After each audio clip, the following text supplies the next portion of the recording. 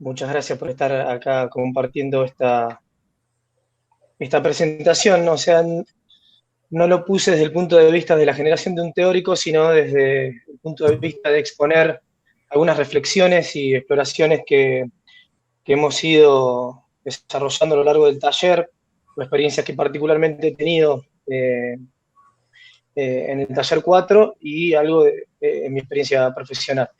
Eh, Principalmente ponerme en el lugar del estudiante también, eh, entendiendo un poco el proceso que va siguiendo en su estancia en la universidad, recordando también de qué manera lo asumí y poniendo a consideración simplemente algunos pensamientos y algunas obras que tuvieron un significado importante cuando las conocí. Desde ese punto, por ahí quizás pretendo crear este vínculo.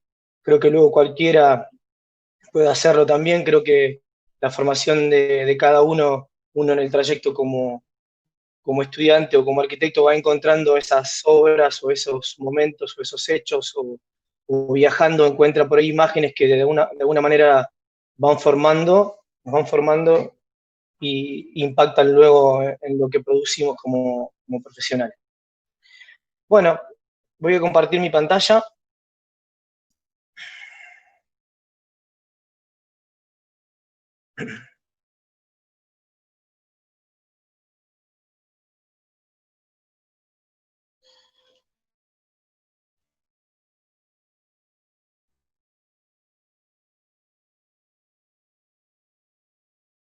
Bueno, ¿lo ven bien? Sí. Bueno, ese, como les comentaba, es un poco el título, o sea, reflexiones y exploraciones conceptuales. Le puse ese título porque justamente es contar un proceso que voy siguiendo y quizás uno de los temas es la arquitectura como relación. Generalmente voy poniendo en jaque o repreguntándome qué es la arquitectura o cuál es el significado de la arquitectura. Y, y ese significado o esa respuesta con el tiempo va cambiando. La última vez que lo hice, hace unos años, eh, lo que por ahí me dejó más claro, o por el momento hoy me satisface, digamos, esta respuesta, es entender que lo que nosotros construimos como arquitectos son relaciones. Nuestras obras, de alguna manera, son instrumentos de diálogo. Eso es un poco el concepto y quizás la transversalidad de esta charla. Yo creo que cuando nosotros hacemos arquitectura, o por lo menos intentamos hacerlo, o estamos en esa búsqueda, lo que hacemos son construir relaciones. En esa línea, cada una de las decisiones que nosotros tomamos en el proyecto generan una relación, generan un vínculo, provocan algo. Eh, entonces, creo que ser conscientes quizás de ese aspecto, de cuál es la relación que estamos generando a través de las decisiones que tomamos en el proyecto, un poco de ahí deviene la calidad de nuestra obra. Esta diapositiva muestra, si se quiere, un poco cuáles pueden llegar a ser estas relaciones. Cuando nosotros reflexionamos sobre arquitectura, podemos estar reflexionando sobre un montón de aspectos. Y en esa línea tenemos que poder construir una relación, ya sea la arquitectura en relación con el suelo, en relación con el cielo, cuáles son las lógicas que atraviesan la obra, aspectos tecnológicos, aspectos ambientales como el viento, la lluvia, el tiempo, lo público, lo privado, un sinfín por ahí de cuestionamientos o de elementos que se van incorporando, con los cuales nosotros vamos creando lazos. Algunas obras por ahí se inclinan hacia algunos y algunas se inclinan hacia otros. Pero lo importante de saber es que cuáles son en nuestras propuestas o en nuestras decisiones proyectales los centrales y cuáles son a los que le estamos dando quizás respuesta y de qué manera y con qué profundidad estamos dando respuesta. Voy a poner algunas imágenes a modo de ejemplo. Esta es una obra del estudio RCR de España, eh, la relación con el suelo. De qué manera la obra se apoya, toca el suelo, se entierra levita. Yo escribía de qué manera la obra administra la gravedad y toma contacto con el suelo. Si se adhiere, se sumerge, se incrusta, acaricia, pincha o levita sobre el suelo. Son decisiones que tenemos que tomar y precisar al milímetro. Lo que intento decir con estas precisiones es, nosotros nos tenemos que tomar el tiempo para tomar esas decisiones y no dejarlas tan levemente. O sea, cada uno de estos aspectos que nosotros tenemos en cuenta dentro de nuestro proceso pueden ser sustanciales para nuestra obra. Entonces, la relación con el suelo, algo tan simple como eso, siempre va a existir esa posibilidad y siempre va a ser un elemento de diseño, siempre va a ser una decisión fuerte y contundente dentro de nuestro proceso. La relación con el cielo. En otras épocas, las culturas indígenas tenían relaciones con las constelaciones. Sus obras estaban conectadas fuertemente con el cielo. Es lo mismo. ¿Cómo existe el cielo en nuestras obras? ¿Cómo se incorpora desde lo cenital, desde el color, desde el día y desde la noche? Una pregunta. ¿Podremos volver a crear en relación con las constelaciones a través de nuestras obras? ¿Podremos ver el otoño caer? ¿Podremos honrar la luz? O sea, una ventana, podemos hacer un mundo de una ventana. Una ventana no es un elemento más, no es un genérico, como muchas veces vemos por ahí, que se toma, que se repite, que aparece la misma ventana colocada en el mismo lugar, de un lado y del otro de la obra. Podríamos detenernos y hacer un mundo solamente de una ventana, si lo tomamos con la fuerza o con la importancia que realmente tiene. Hay obras que realmente lo valoran y de alguna manera logran llegar a una obra de arquitectura. Luego quizás meterme por ahí en aspectos que hemos ido viendo a lo largo del taller a nivel proyecto. Comunicar, nosotros conducimos el proyecto por diversos procesos, objetivos o casuales, predeterminados o aleatorios. Cada una de estas circunstancias en las cuales tomamos decisiones posee una consistencia inherente que se aplica o adhiere a la futura obra. Los procesos que nosotros seguimos como proyectistas, según por dónde tamicemos nuestra obra, va a ser el impacto que va a tener en su producto. Es por eso que muchas veces nosotros provocamos en ustedes la generación de piezas gráficas determinadas, la generación de maquetas, la generación de volumetrías, la generación de definiciones específicas con respecto a tecnología y a materialidad, porque creemos que el tamizar la obra por esas variables, mínimamente esas variables, va a configurar un resultado coherente y con la complejidad mínima que debería tener una obra de arquitectura. Estas exploraciones configuran el contenido de la obra, le otorgan profundidad, fundamento y originalidad. Es parte del proyecto, es parte del proceso. Es importante entender la importancia que tiene cada uno de estos aspectos dentro de la generación o la búsqueda en la generación de una obra de arquitectura. La transferencia es otra variable sumamente importante dentro del proceso. De qué manera nosotros transmitimos lo que pensamos o sentimos a una obra de arquitectura, a un proyecto. La batalla de la transferencia es el concepto. Siempre estamos batallando en eso que pensamos, en eso que imaginamos y luego en eso que producimos. En eso que pensamos y en eso que producimos, el punto central es algo que nosotros siempre tratamos de fomentar e inculcar o motivar, que es la instrumentación, el hecho de leer, de actualizarse, de consumir información, de ver obras. En la medida que nosotros vamos experimentando y vamos, como por ahí plantean a veces, llenando nuestra caja de herramientas, la transferencia de lo que imaginamos o pensamos a la realidad de lo que proyectamos, por ahí comienza a acercarse. La batalla de la transferencia. Lo que hacemos es transferir pensamientos y emociones a un hecho construible. Generamos un cambio de estado. Es transformar en materia un pensamiento, un sentimiento, una ilusión, una idea. Es una destreza compleja que acompaña nuestros procesos emocionales, que evoluciona con la práctica, buscando equilibrar lo que imaginamos y lo que construimos.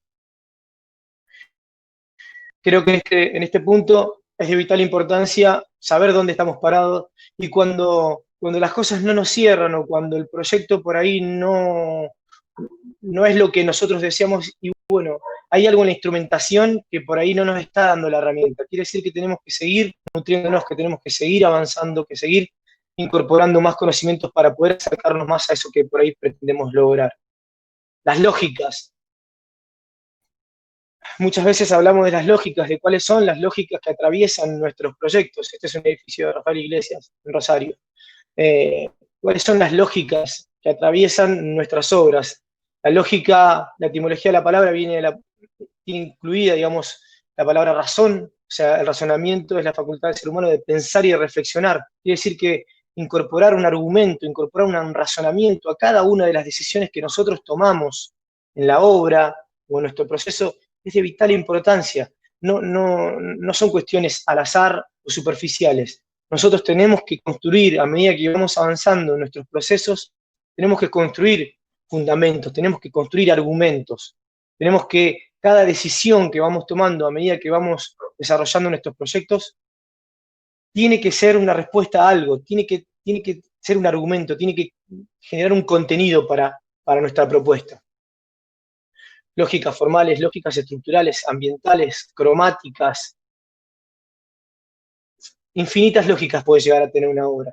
Lo importante es que nosotros sepamos cuáles son las que lo atraviesan y nos apoderemos de ellas y solidifiquemos nuestros conceptos. Y quizás un aspecto que siempre tratamos de trabajar es el realismo. El realismo desde el punto de vista desde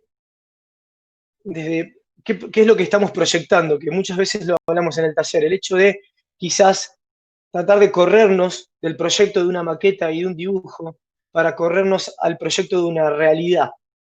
En un momento hablábamos de hiperrealismo. O sea, mientras nosotros podamos proyectar realidades, nuestras preguntas van a ser más certeras y más precisas y van a ir en una línea y van a fomentar el acercamiento a un hecho arquitectónico posible. La transformación del pensamiento del estudiante que propone proyectos de dibujos y maquetas a proyectos de realidades posibles. Es vital para generar una visión coherente con la realidad en donde se implante la propuesta. Es lo que nosotros tenemos que reflexionar, son realidades posibles. Desde el momento en que nosotros reflexionamos nuestras propuestas y las reflexionamos como realidades posibles, la cosa cambia completamente. Ya los voladizos dejan de ser de 20 metros o de 30 metros, las alturas dejan de ser de esa manera, las respuestas a la materialidad dejan de ser superficiales o dejan de ser simplemente colores en un dibujo, para realmente preguntarse de qué está construido esto, ¿no? Son aspectos que por ahí particularmente he ido viendo a lo largo de este proceso en la cátedra. Por ahí son algunos otros, pero quería tocar estos como para ponerlos sobre la mesa y aportar en este teórico también, o en esta charla, y que quede registrado por ahí esas variables que no podemos dejar de lado, que tenemos que tener ahí en cuenta como para poder avanzar. Luego de esta pequeña introducción, lo que seleccioné fueron obras que cuando las conocí me generaron un impacto o me generaron una pregunta. O las reconocí automáticamente como una obra de arquitectura, o por lo menos que algo que a mí me significaba una obra de arquitectura. La intención es compartirlas y por ahí explorarlas rápidamente. Es un poco raro, digamos, me siento como que estoy hablando solo por no poder tener el feedback o la repregunta o el ida y vuelta, pero les pido que si voy muy rápido o quieren hacer una pregunta o quieren detenerme, lo hagan como para más o menos saber que están ahí. Esta es una obra de Rafael Iglesias y también está anclada a esto de cuál es la relación, cuáles son las relaciones que construimos a través de la arquitectura que proponemos. ¿A qué dimensión estamos vinculándonos? ¿Cuál es el diálogo que estamos generando? En este caso, la obra de Rafael Iglesias, en muchos de sus casos, él trabaja muchísimo con la física y con un aspecto compositivo, y en sus obras se puede ver claramente la gravedad. Y eso me pareció fascinante, el hecho de por ahí reflexionar un hecho arquitectónico desde la gravedad, comprenderlo y no quizás intentar disimular, sino hacer de la física y de la gravedad un componente de diseño. Me pareció impresionante cuando conocí su obra. Una de sus frases si supiera lo que busco, no experimentaría, también me quedó grabada. Esta es una obra de Rafael Iglesias en Rosario del año 2007. Las obras que voy a exponer más o menos son a partir del año 2000 en adelante. Esta es una vivienda que justamente incorpora la gravedad y lo muestra en el estudio que planteó. Es una obra que por ahí invierte algún proceso de introvertirse hacia la cara interna de la casa, o sea, mostrar una cara introvertida, perdón, hacia el exterior y abrirse hacia el interior. Pero más allá de eso, la cuestión compositiva de la obra y la lógica que tiene detrás, desde lo compositivo, desde lo estructural, desde la física, como planteaba antes, me parece impresionante. El hecho de por ahí incorporar esta variable del peso y la gravedad para poder lograr una cuestión compositiva y hacerlo funcional. Ese es el estudio por ahí que muestra de una serie de maquetas, y esa es la obra en la realidad. Una obra en donde también tiene trabajos de materialidad, es una obra que generó muchísimos vínculos, construyó muchísimas relaciones para seguir la línea de la charla, desde la materialidad de los ladrillos que no tienen junta, que están adheridos de otra manera, desde abajo, desde los costados, y la impronta completamente introvertida de la obra, pero por sobre todas las cosas, cómo refleja la gravedad y la física y el peso, y cómo logra dar una respuesta completamente, desde mi punto de vista, extraordinaria. Algunas imágenes que después quedan en ustedes como para observarlas y estudiarlas. Este es otro arquitecto, Daniel Moreno Flores, de Ecuador. También me pareció muy interesante la relación, en este caso, es una relación con lo territorial, con el paisaje. La casa se llama Casa Los Algarrobos, es del año 2011, es una casa grande, tiene 830 metros cuadrados, y está ubicada en Puembo, Ecuador. Esta obra, el arquitecto prácticamente signa el territorio, genera una escala de un carácter simbólico muy interesante desde mi punto de vista. Creo que la obra por ahí es, como también lo manifiesta él dentro del desarrollo de la explicación, es una obra que articula o que busca la relación y la transición entre el territorio y la persona. Es una obra que funciona como un componente intermedio, me pareció impresionante.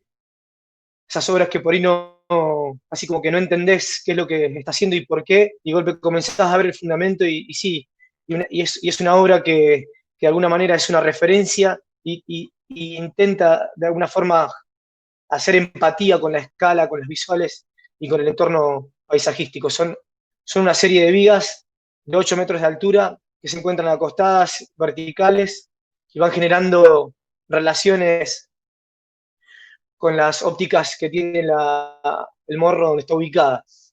Y esa es la obra, el componente estructural, el componente madera y el componente vidrio. Con esos tres componentes el arquitecto resuelve la obra y la relación con el lugar de implantación. En este caso, la relación con el territorio es espectacular.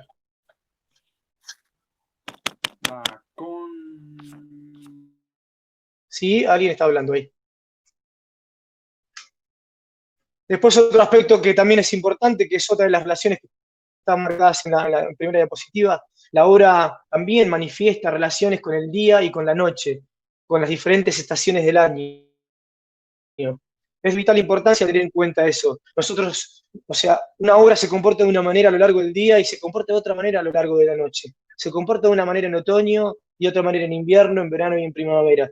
Nosotros tenemos que poder comprender eso y esas variables tienen que ser parte de la complejidad de nuestra obra. No es una variable solamente de paisajismo, donde estudiamos los árboles, cómo caducan, cómo dejan entrar el sol. La obra también tiene que poder responder a esas variables.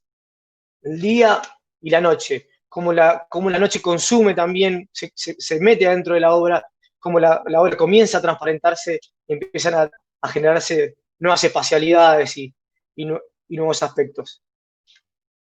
Bueno, son imágenes de la obra, también están a disposición. Quizás esta dimensión de lo poético, de lo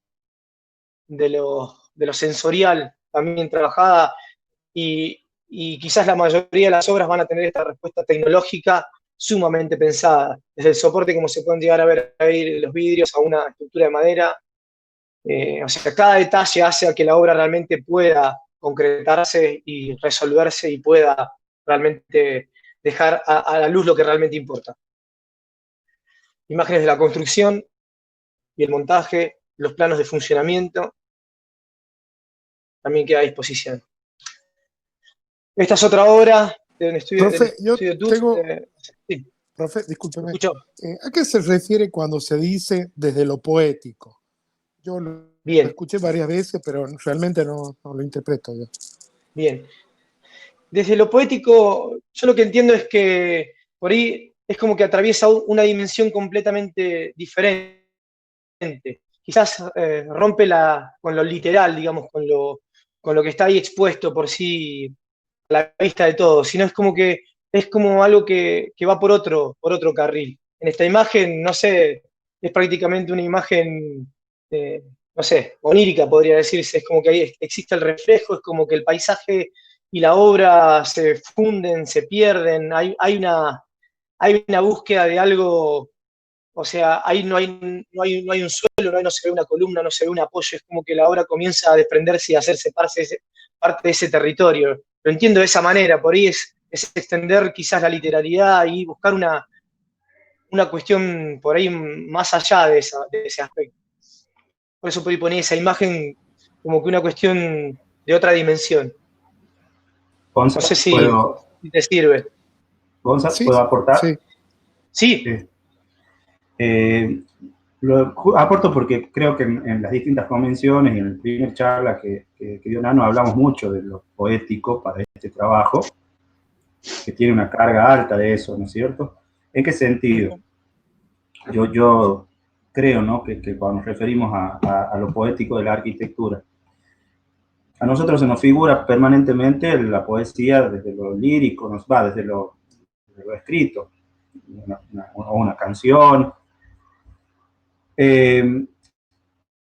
Cuando nosotros, una serie de un texto o una serie de palabras juntas, no son necesariamente poesía, son poesías cuando logran transmitir una idea, cuando logran transmitir imágenes o lo que sea, o cuando logran movilizar, digamos, algo en quienes lo perciben, ¿no? Las mismas palabras puestas de cualquier forma o la misma idea escrita con otras palabras probablemente no tengan poesía. Algunos leerán poesía o otros escucharán música y de la música escucharán la poesía y les movilizará más lo que dice uno o lo que dice otro. También tiene que ver con eso. Bueno, Gonza está ahí, es fanático de, de lo redondo, y yo una poesía que me cuesta horrores entenderla. Pero bueno, evidentemente hay que tener una sensibilidad que tiene que ver también con una cuestión cultural. Si vos no entendés, por decirte, la locura de lo redondo, corregime, Chimango, si digo, sí, sí, no, sí. es difícil poder apropiarse de eso, ¿no es cierto? Entonces el que emite, el que hace la poesía, digamos, el emisor, no sé si se llamará emisor acá, va a utilizar también unos códigos que el que los recibe los va a entender, pero que no solo eso, pues eso sería lenguaje, pero no solamente eso, sino que está cargado de, como te digo, de, creo yo, ¿no?, de ideas, de imágenes, de lo que vos quieras, o sea, cosas que te van a movilizar de un lado. Hay poesía que simplemente, estoy hablando todavía de la poesía escrita, ¿no? Simplemente gusta de la combinación de las palabras que utiliza. Las palabras están puestas de alguna manera que causan algo que tiene una carga de belleza, por decirlo así. Otras movilizan por el contenido de lo que dice, para quien lo pueda entender, ¿no? Si uno escucha algunas canciones, no sé, de Charly García de principio de los 80, y si el que ha vivido en los años 70 lo que ha sucedido, y se va a movilizar con eso, y el que no, pero que lo entiende luego, porque le está haciendo, digamos, le está hablando a esas personas seguramente. Así con todo, no sé, entonces, traducido a la arquitectura, pienso yo, tiene que ver con eso. La arquitectura también está hecha de elementos, de componentes, como podrían ser las palabras. Hay un lenguaje arquitectónico que siempre hablamos, y si esos elementos arquitectónicos no están puestos o en equilibrio, no transmiten una idea o no están puestos de una manera en donde las proporciones y demás causan algo en la persona, el espacio, los materiales, o lo que sea, todo lo que viene hablando Gonza, esas relaciones que genera, tienen que ver, se acerca mucho a la cuestión también de la belleza, pero donde uno entonces pueda, digamos, apropiarse de esa belleza.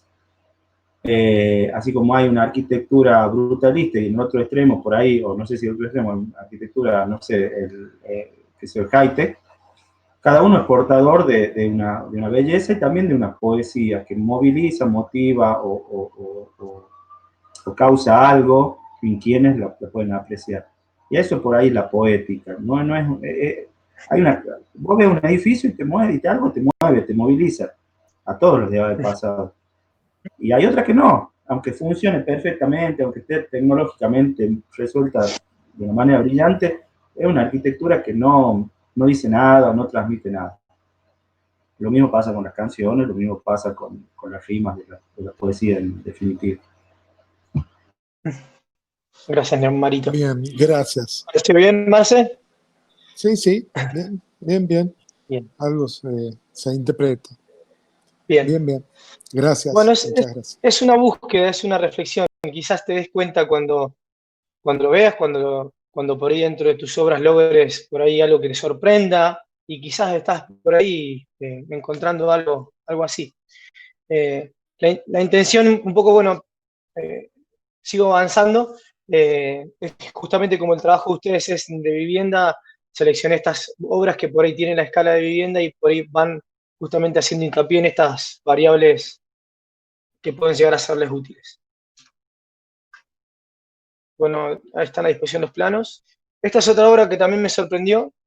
No encontré mucho de este estudio, ahí tiene dos o tres obras nada más, pero esta es una obra en México. Eh, y me pareció quizás la relación que construye esta obra o las relaciones en las cuales se asienta quizás es en lo vernácula, como uno de los aspectos de la tecnología constructiva, y luego en el territorio también, como la obra anterior, por ahí generan una relación con lo territorial y en este caso con saberes ancestrales, que también me parece importante el hecho de manifestar esto, ¿no? De que se pueden construir obras contemporáneas con saberes ancestrales, con arquitectura, con tecnologías vernáculas, con formas que se utilizaron hace muchísimo tiempo, con las bondades que hoy, con las bondades que provoca, digamos, la construcción de esas características. Esta me parece una obra sumamente interesante desde ese punto, pero también desde la dinámica que provoca. Es una vivienda que está ubicada también en un paisaje prácticamente, esto tranquilamente podría ser La Rioja, justamente genera estas posibilidades a nivel de muros de gran dimensión, abiertas hacia las orientaciones favorables, como norte y sur, cerradas hacia este y oeste, con endijas para poder ingresar. Es una casa que te provoca vivir el exterior tanto como el interior. De hecho, para ir a los dormitorios tenés que salir, y para ir a otro ambiente de la vivienda también tenés que salir.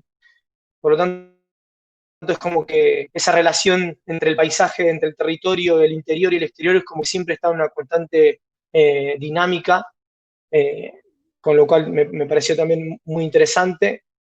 El hecho de por ahí quizás ascender a la casa o llegar a la casa como si siguieras caminando por la misma montaña, también me pareció, quizás muchas veces hacemos críticas en el taller en relación a las analogías, pero aquí creo que hay una analogía bastante bien resuelta, que es esto de la piedra y del ascender y de la montaña.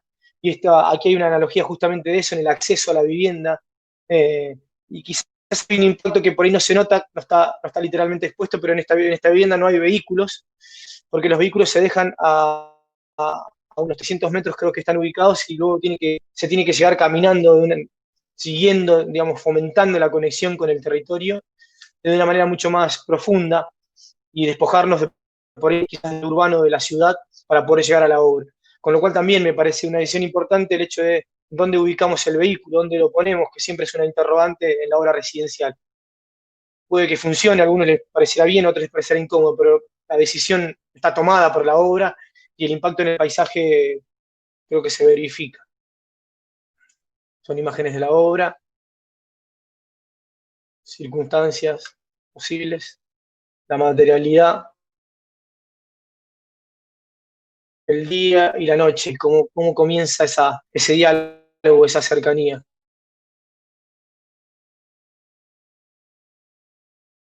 Los esquemas de funcionamiento, Cortes.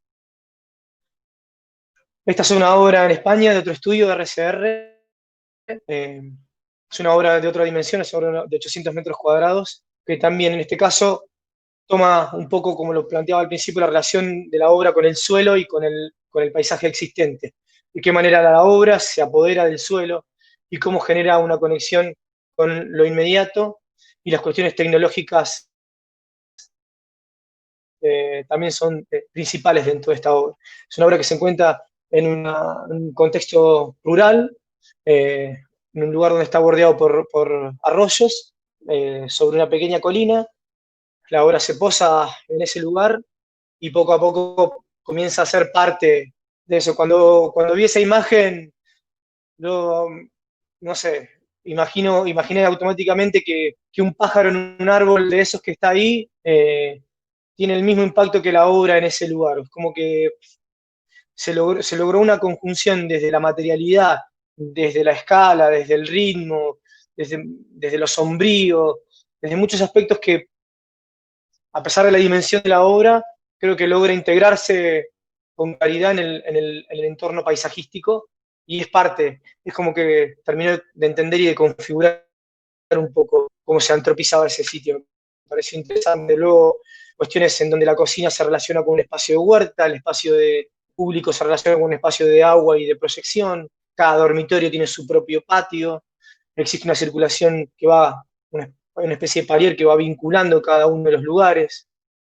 pero una situación de penumbra. Esta es la situación en la cual se recorre la casa. La mayoría de la casa está construida con chapa, con metal, por tanto quizás es como una sustancia fría, una sensación diferente, digamos, al vivirla. Me pareció interesante, es la chapa y la madera. Esas son las situaciones, me parecieron también extraordinarias dentro de la vivienda. Y en algunos momentos abrir y conectar, gobernando un poco las visuales.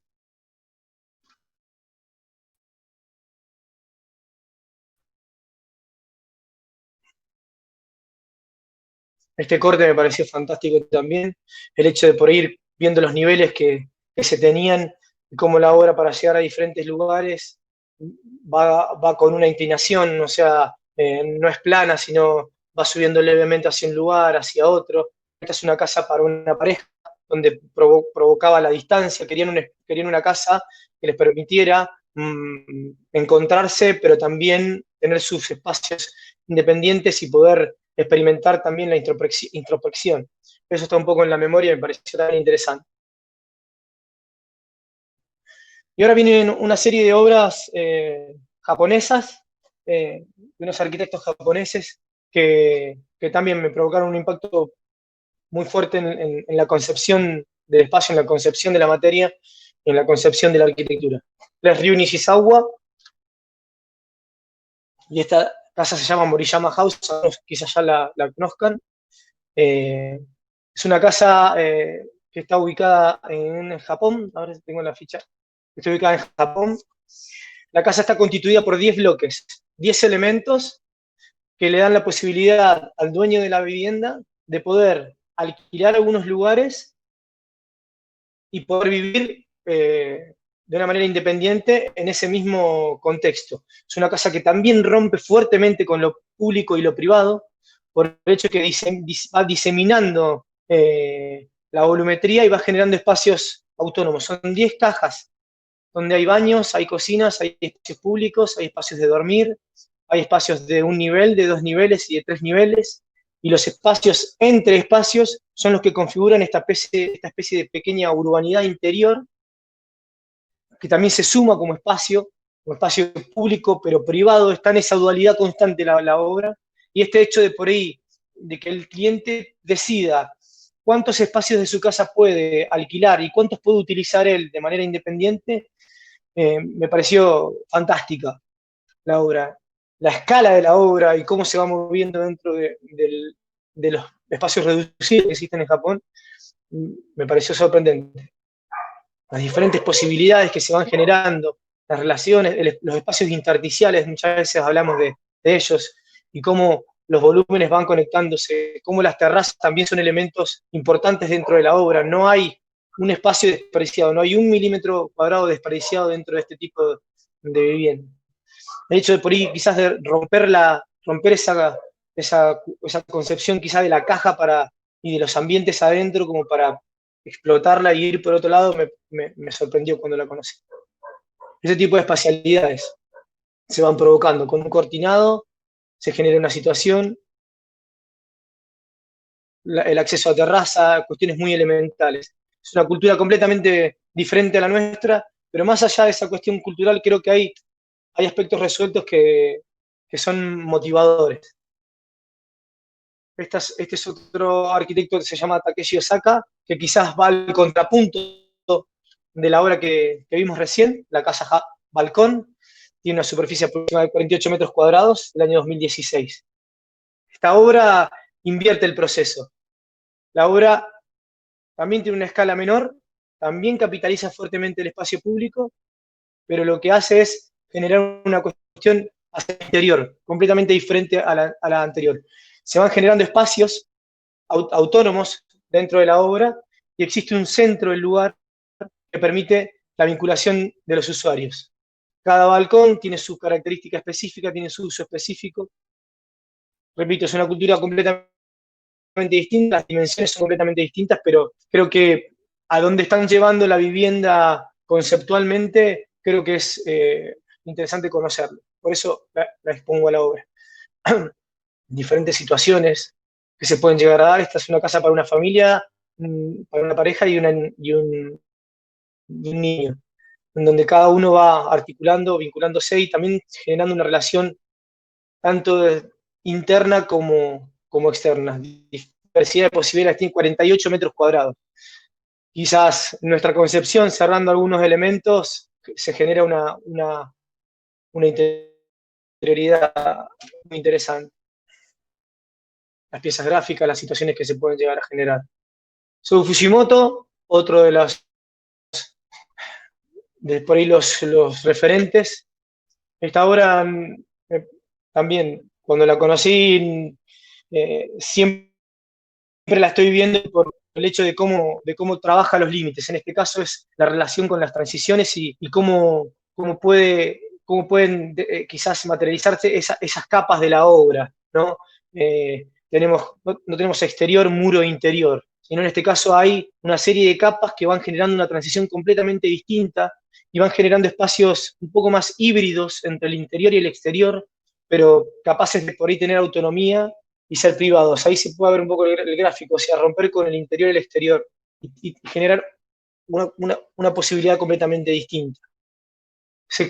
Un corte, muchas veces lo provocamos con Mario a trabajar desde el corte, trabajemos desde el corte. Esta casa está resuelta desde el corte, cómo las capas van generando las diferentes posibilidades de la obra. Quizás algo completamente diferente al contexto, a la preexistencia del sector, pero la altura la sigue respetando, toma los límites y genera estas capas generando estas interioridades. La relación con lo público, la relación con lo privado, la relación con el cielo, con las aberturas arriba, la interioridad.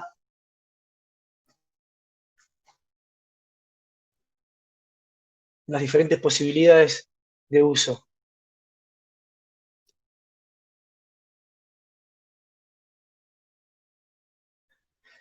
Y esta es otra que es quizás más, ¿cómo decirlo?, choqueante o que provoca, o sea, la pregunta si realmente se puede vivir. No sé, calculo que sí, que alguien vive en esa vivienda, pero hay una reflexión muy fuerte que es justamente, esta es un comentario que hace en la explicación del proyecto, en donde es la unidad entre la separación. La casa actúa al mismo tiempo como una habitación individual que como una colección de habitaciones. Emula de alguna manera la vivencia que se puede llegar a existir en un árbol. La obra es difícil de entender, pero dentro de esa estructura hay dormitorios, hay cocinas, hay una cocina, hay un baño, hay salas de lectura, hay un espacio para jardín, todo funciona en ese entramado arquitectónico. Creo que si bien estas obras rompen muchos paradigmas para el proceso que ustedes están llevando en este concurso, creo que son totalmente pertinentes para poder explorar nuevos horizontes. Esta obra está construida, es real. Lo que vamos a proyectar a través del concurso es algo que puede quizás ir más lejos aún. Pero esto está sucediendo, son obras que existen, que están pasando, están comenzando a generarse, a romperse algunos paradigmas y a generarse nuevos. Es parte de ese proceso. Aquí es difícil de entender cómo funciona, pero funciona. Hay niveles, hay espacios para poder realizar, ahí se puede llegar a ver la bacha de uno de los baños. Funcionan para su cultura, para esos clientes, están andando. Los planos con los diferentes niveles, estos tienen, no sé, una cantidad enorme de desniveles que van por ahí concatenándose por escalinatas o escalones o pequeñas diferencias. Creo que ya estoy en los 40 minutos, más o menos. No sé si cómo van. Está bien, está bien. ¿Vamos bien? Sí, sí. Bien. Bueno, y luego quedan 2 obritas nada más, es la Alberto Campos Baeza, la Casa Molinier. También me interesa mucho cómo trabaja la interioridad y cómo trabaja la materialidad de sus obras. Esta es una casa para un poeta, con cuestiones completamente por ahí. Los requerimientos del programa son específicos. Crear un espacio para la lectura con una dimensión que él resuelve muy bien dentro de su concepción.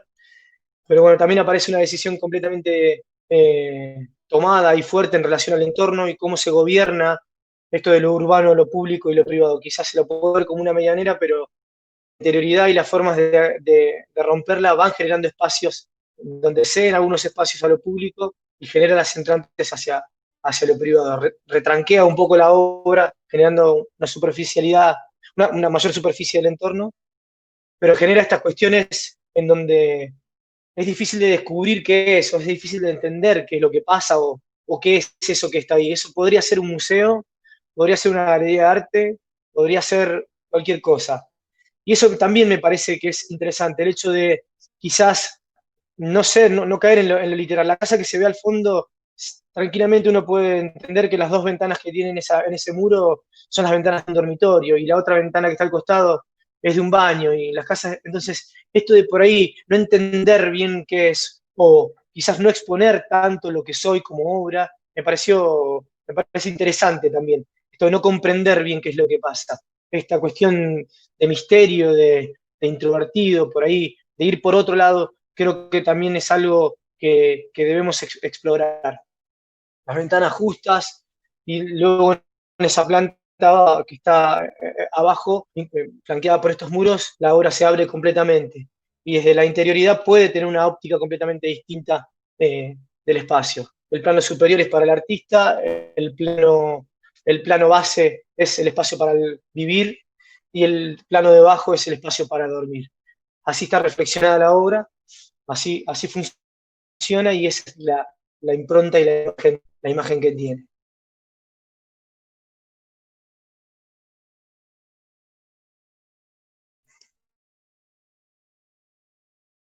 Y la última obra también es una obra de Campo Baeza, La Casa Guerrero, donde también trabaja, quizás acá por ahí, Marcelo también se puede quizás ver una dimensión poética, una dimensión escultural dentro del entorno. Podría ser una escultura de la escala territorial, podría ser un elemento del paisaje, un elemento que por ahí se relaciona con la escala en la cual está inserto. Si apareciera una vivienda con un montón de ventanas y puertas pequeñas de la escala humana, quizás sí se relacionaría con el habitante, pero la relación con la dimensión del territorio quizás quedaría ahí trunca. Creo que esta es una obra que por ahí genera también, a diferencia de la casa que vimos en Ecuador, genera una relación distinta desde el componente en el espacio. Quizás la relación va más hacia el cielo y hacia el silencio que hacia las vistas que se generan en el entorno, pero también es válida y también es una conexión con lo que sensorialmente existe en ese espacio. Se ingresa y ahí aparece el mundo interior de la vivienda. Hacia los laterales hay dormitorios y baños, y aparece todo este elemento que vincula los espacios públicos, la relación con la luz. Él trabaja travertino con unos elementos de configuración de materiales que existen de la vivienda, los detalles de cómo resuelve esos voladizos de 3 metros, la altura para lograr manejar las incisiones, están en la obra. Bueno, eso sería un poco la recorrida. Espero que les haya servido bueno, el debate y las preguntas.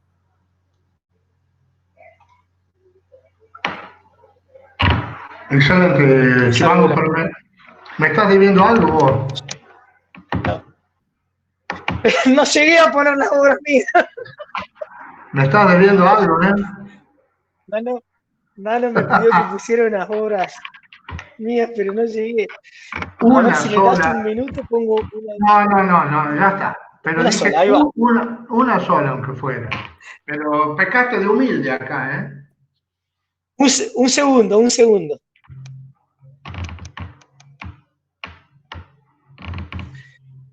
Sigo compartiendo mi pantalla. Ustedes siguen viendo mi pantalla, ¿no? Sí. Sí, Ahí va. ¿Se ve? sí. Ese es uno de los últimos trabajos que hicimos. Es un quincho. Ah, no se ve bien el video, se ve trabado. No importa, se ve, se ve. Vos ¿Lo hablás, empiezo se de ve. vuelta? Bueno, es una obra que tuvo tuvo 2 presentaciones, esta es la segunda presentación, faltan algunos ajustes. Es una obra que al principio al cliente no le gustó la posición en la cual la habíamos ubicado. Ya voy a poner unas imágenes. Acaba de llegar mi familia, así que puede que haya algunas interferencias. Es una obra que nos solicitaron un quincho en una pequeña finca. Nosotros optamos por ubicar la obra en relación a la finca debajo de un olivo centenario que había, que nos parecía genial. Voy a poner ya las imágenes porque no se ve bien.